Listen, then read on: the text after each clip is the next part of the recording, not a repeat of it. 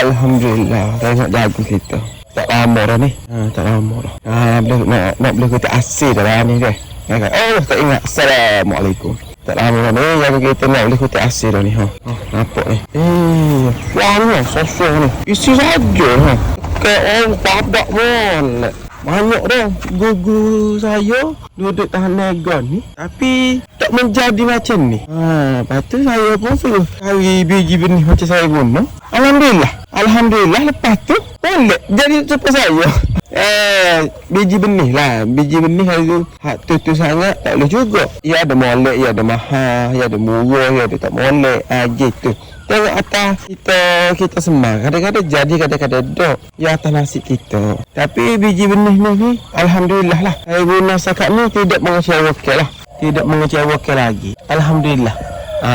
Kalau saya awak nak biji benih nak biji benih macam saya guna ni, saya awak boleh tengok di showcase saya dah.